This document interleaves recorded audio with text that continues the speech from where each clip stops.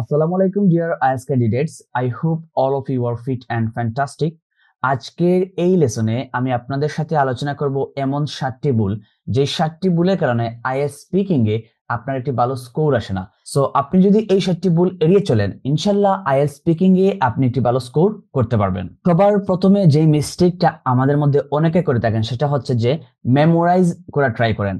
মনে রাখবেন, মেমোরাইজ করলে আপনি কিন্তু ভালো স্কোর পাবেন না, কারণ যখনই আপনি মেমোরাইজিং অ্যান্সার দিবেন তখন সেটা ন্যাচারাল হবে না, আর সেটা কিন্তু এক্সামিনার খুব ভালোভাবে কি করতে পারবে, ধরতে পারবেন। সো আপনি কি করবেন, আইএলটিএস স্পিকিং এ মোটেও কি করবেন না, মুখস্থ কোনো কিছু কথা বলা ট্রাই করবেন না। আপনি মুখস্থ অ্যান্সার দেওয়ার ট্রাই করবেন না। Memorising answers can be helpful for IELTS writing test, not for IELTS speaking. So আপনারা কি করবেন, মেমোরাইজিং অ্যান্সার দিবেন না, মানে আপনি আনসার মুখস্থ করার চেষ্টাও করবেন না এবং মুখস্থ কোনো কিছু বলারও ট্রাই করবেন না। নাম্বার 2 তে আমি যেই মিস্টেক নিয়ে কথা বলবো সেটা হচ্ছে যে অনেকে কি করেন যে স্পিকিংটা জুড়ে বলেন না। মানে জুড়ে বলতে এই না যে আপনি অনেক জুড়ে বলবেন, আপনি নর্মাল যেভাবে কথা বলেন ঠিক সেভাবে না বলে আপনারা কি করেন, একটু আস্তে আস্তে করে কথা বলেন এবং আপনাদের কিন্তু কি হয়, কনফিডেন্সটা থাকে না, মানে আপনারা নার্ভাস হয়ে যান। সো এই ভুলগুলো করা যাবে না। আপনি নর্মালি যেভাবে মানুষের সাথে কথা বলেন ঠিক সেভাবে কথা বলার ট্রাই করবেন। আপনি বলেও আস্তে আস্তে কথা বলবেন না, মানে আপনি সাউন্ডটা নর্মালি যেভাবে মানুষের সাথে কথা বলেন ঠিক সেভাবে বলবেন। আর আপনি নার্ভাস হবেন না, আপনি কনফিডেন্টলি কি করবেন, অ্যান্সার করার ট্রাই করবেন। সো এই 2 নম্বর মিস্টেকটা একটু কি করবেন, এড়িয়ে চলবেন। যদিও এটা সবার বেলায় সত্য না, হয়তো কিছু কিছু আইএলটিএস ক্যান্ডিডেটস এই ভুলগুলো করে থাকেন। সো আপনারা চাইলে এই বিষয়গুলো আপনাদের মধ্যে থাকলে সেগুলা এড়িয়ে চলতে পারেন। 3 নাম্বার যে মিস্টেকটা, এটা কিন্তু আপনার স্কোর ডাউন করে দিতে পারে। সো এটা সম্পর্কে খুব বেশি সচেতন হতে হবে। সবগুলো বিষয় কিন্তু আপনার স্কোর ডাউন করতে পারে, তবে এই বিষয়টা সবচেয়ে গুরুত্বপূর্ণ। সো এটা হচ্ছে যে গোয়িং অফ টপিক। আপনাকে একটা টপিকে কোয়েশ্চেন করা হয়েছে কিন্তু আপনি সেটার সম্পূর্ণ বিপরীত বলতেছেন, মানে অফ টপিকে চলে যাচ্ছেন। যেমন ধরুন আপনাকে বলা হচ্ছে যে আপনি কি ফাস্টফুড পছন্দ করেন, তো আপনি বলতেছেন আপনার বন্ধু, আপনার ফ্যামিলি ফাস্টফুড পছন্দ করে। অথবা আপনাকে বলতেছে যে মানুষের চিন্তাধারা কি, মানুষ কি মনে করে কোন একটা বিষয় সম্পর্কে, কিন্তু আপনি আপনার ওপিনিয়নটা কি করতেছেন, শেয়ার করতেছেন। সো এই সমস্ত বিষয়গুলো একটু এড়িয়ে চলবেন। বলেও অফ টপিকে যাওয়া যাবে না। যদি অফ টপিকে চলে যান, সাথে সাথে কি করবেন, আপনার টপিকে ফিরে আসার চেষ্টা করবেন। সো 3 নম্বর মিস্টেকটা সবচেয়ে বেশি গুরুত্বপূর্ণ, এই ভুলটা কি করবেন, একটু এড়িয়ে চলবেন। 4 নম্বরে যেই মিস্টেকের কথা বলবো সেটা হচ্ছে শর্ট আনসার। মানে আপনারা অনেক সময় শুধু ইয়েস নো অ্যান্সারের মধ্যে কি থাকেন, সীমাবদ্ধ থাকেন। সো বলেও শর্ট আনসার দেওয়া যাবে না, আপনাকে আনসারটা একটু লম্বা করতে হবে, এক্সটেন্ড করতে হবে, এলাবোরেট করতে হবে।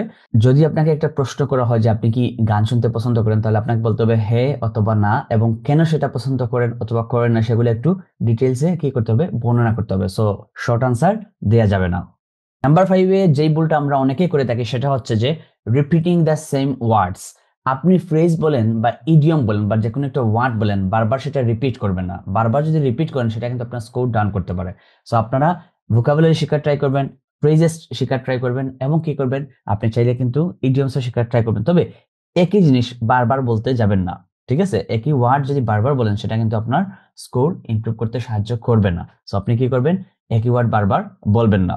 নাম্বার 6-এ আমি যেই কথাগুলো বলবো সেগুলো হচ্ছে ওভার ইউজিং ট্রানজিশন ওয়ার্ডস। যেমন ধরেন আমরা বলতে পারি যে for example, however, on top of that, এই বিষয়গুলো বারবার উল্লেখ করা। হ্যাঁ, আপনি যদি ন্যাচারাল ওয়েতে সেগুলা শো করেন সমস্যা নাই, কিন্তু বারবার যদি ইউজ করেন এবং সেটা যদি আনন্যাচারাল হয় তখন কিন্তু আপনার স্কোর ভালো আসবে না। সো আপনারা কি করবেন, বুঝে শুনে ইউজ করবেন, বাট টু মাচ ইউজ করবেন না। ন্যাচারাল ওয়েতে ইউজ করুন, তবে অতিরিক্ত না, মানে ওভার ইউজ করা যাবে না। নাম্বার 7-এ আমি যেই বিষয়টা নিয়ে কথা বলবো সেটা হচ্ছে প্যারোটিং দ্য কোয়েশ্চেন্স। এখন বলতে পারেন যে প্যারোটিং দ্য কোয়েশ্চেনের মানে কি, তাই না? সো প্যারোটিং দ্য কোয়েশ্চেনের মানে হচ্ছে, ধরেন এক্সামিনার আপনাকে বলছে যে what do you do in your free time, আপনি বলছেন যে what do I do in my free time, I play games. So একবারে এক্সামিনারকে হুবহু উনি যেভাবে প্রশ্ন করতেছে আপনি সেভাবে রিপিট করতেছেন, আসলে এভাবে ন্যাচারাল হয় না। সো আপনি কি করবেন, একটু প্যারাফ্রেজ করে কথা বলার ট্রাই করবেন।